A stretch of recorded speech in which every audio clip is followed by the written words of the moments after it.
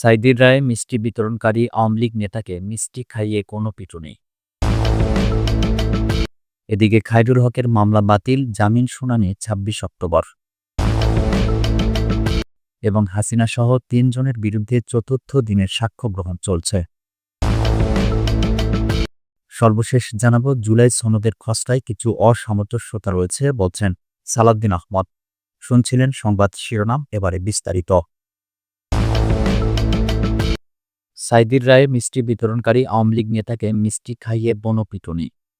পিরোজপুর ১ আসনের সাবেক এমপি আল্লামা দেলোয়ার হোসেন সাঈদীর ফাঁসির রায় ঘোষণার পর আনন্দ মিছিল ও মিষ্টি বিতরণের অভিযোগে আওয়ামী লীগ নেতা মোহাম্মদ এহসান হিরণকে গণধোলাই দিয়েছে স্থানীয়রা। শনিবার রাত ৯:৩০টার দিকে উপজেলার ঘোষেরহাট বাজার এ ঘটনা ঘটে। রোববার সকালে ইন্দুরকানী থানার ভারপ্রাপ্ত কর্মকর্তা মোহাম্মদ মারুফ হোসেন এ তথ্য নিশ্চিত করেছেন। স্থানীয়রা জানায়, ২০১৩ সালের ২৮ ফেব্রুয়ারি সাঈদীর বিরুদ্ধে যুদ্ধ অপরাধের মামলায় ফাঁসির রায় ঘোষণার পর বালিপাড়া ইউনিয়ন আওয়ামী লীগের সাংগঠনিক সম্পাদক হিরণ এলাকায় প্রকাশ্যে আনন্দ উল্লাস করে মিষ্টি বিতরণ করছিলেন।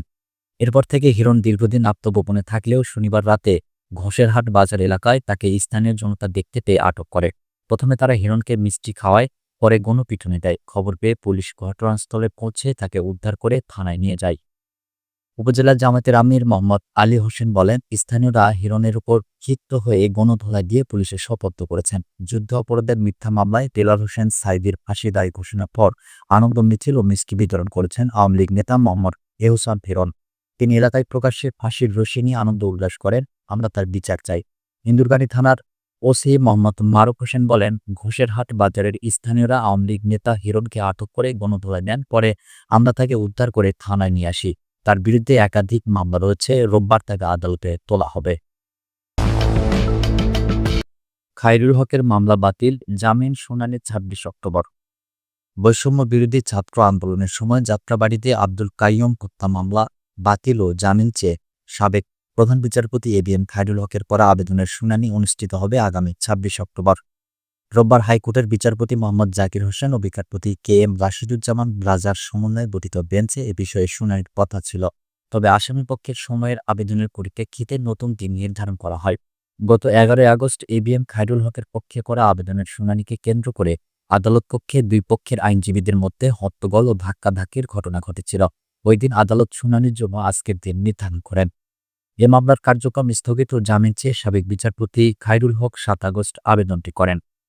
এরপর ১১ আগস্ট কার্যতালিকায় আবেদনটি ১৮ নম্বর কর্ণিকা ওঠে। বিকেল ৩টার পর খায়রুল হকের পক্ষে আবেদন শুনানি করতে চাইলে রাষ্ট্রপক্ষ থেকে সময়ের আবেদন জানানো হয়।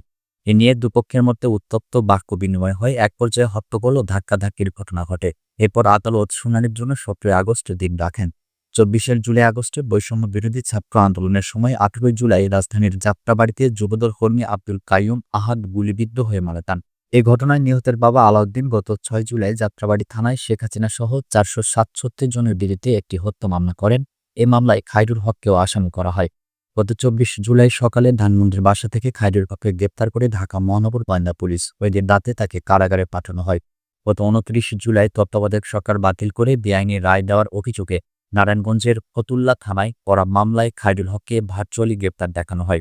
বিচারক হিসেবে দুর্নীতি ও বিদ্বেষমূলকভাবে বেআইনি রায় দেওয়া সহ জাল রায় তৈরির অভিযোগে শাহবাগ থানার মামলায় আদালত তাকে ৭ দিনের রিমান্ডে পাঠান।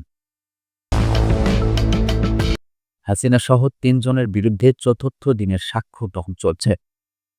জুলাই গণহত্যা ও মানবতা বিরোধী অপরাধের মামলায় শেখ হাসিনা, সাবেক স্বরাষ্ট্রমন্ত্রী আসাদুজ্জামান খান কামাল সহ ৩ জনের বিরুদ্ধে চতুর্থ দিনের সাক্ষ্য গ্রহণ চলছে। রোববার সকালে আন্তর্জাতিক অপরাধ ট্রাইব্যুনাল ১-এর চেয়ারম্যান বিচারপতি মোহাম্মদ গোলাম মর্তুজা মজুমদারের নেতৃত্বাধীন ট্রাইব্যুনালে এ সাক্ষ্য গ্রহণ শুরু হয়েছে। এর আগে এদিন সকালে আসামিপক্ষে রাজসাক্ষী হওয়া সাবেক আইজিপি চৌধুরী আবদুল্লাহ আল মামুনকে ট্রাইব্যুনালে হাজির করা হয়। গত ৬ আগস্ট এ মামলায় তৃতীয় দিনের সাক্ষ্য জেরা শেষ হয়। সেদিন প্রত্যক্ষদর্শী হিসেবে দুজন সাক্ষী নিজেদের জবানবন্দি দেন। গত ১০ জুলাই শেখ হাসিনা, সাবেক স্বরাষ্ট্রমন্ত্রী আসাদুজ্জামান খান কামাল ও সাবেক আইজিপি চৌধুরী আবদুল্লাহ আল মামুনের বিরুদ্ধে আনুষ্ঠানিক অভিযোগ গঠন করে বিচার শুরুর আদেশ দেয় ট্রাইব্যুনাল। জুলাই সনদের খসড়ায় কিছু অসামঞ্জস্যতা রয়েছে বলছেন সালাউদ্দিন আহমদ। জুলাই সনদের চূড়ান্ত খসড়ায় কিছু বিষয়ে অসামঞ্জস্যতা রয়েছে, পাশাপাশি কিছু বিষয় সঠিকভাবে উপস্থাপিত হয়নি বলে মন্তব্য করেছেন বিএনপির স্থায়ী কমিটির সদস্য সালাউদ্দিন আহমদ। রোববার যমুনা টেলিভিশনকে দেওয়া এক সাক্ষাৎকারে একথা বলেন তিনি। সালাউদ্দিন আহমদ জানান, জুলাই সনদের চূড়ান্ত খসড়া পর্যালোচনা করে আগামী ২০ আগস্টের মধ্যে মতামত জানাবে বিএনপি। প্রসঙ্গত, এরই মধ্যে জুলাই জাতীয় সনদ ২০২৫-এর চূড়ান্ত খসড়া রাজনৈতিক দলগুলোর কাছে পাঠিয়েছে জাতীয় ঐকমত্য কমিশন। তাতে রাষ্ট্রের সংবিধান, নির্বাচন ব্যবস্থা, বিচার বিভাগ, জনপ্রশাসন, পুলিশ প্রশাসন ও দুর্নীতি দমন বিষয়ে যেসব সংস্কার ঐকমত্য হয়েছে সেগুলো তুলে ধরা হয়েছে। জুলাই সনদের খসড়ায় উল্লেখ করা হয়, জাতীয় ঐকমত্য কমিশন এবং বিভিন্ন রাজনৈতিক দল, জোট ও শক্তিসমূহ পারস্পরিক ও সম্মিলিত আলোচনার মাধ্যমে এসব বিষয়ে একমত হওয়া গেছে। তবে সব দল সব বিষয়ে একমত হয়নি। কোনো দল কোনো সুপারিশের বিষয়ে আপত্তি জানিয়েছে।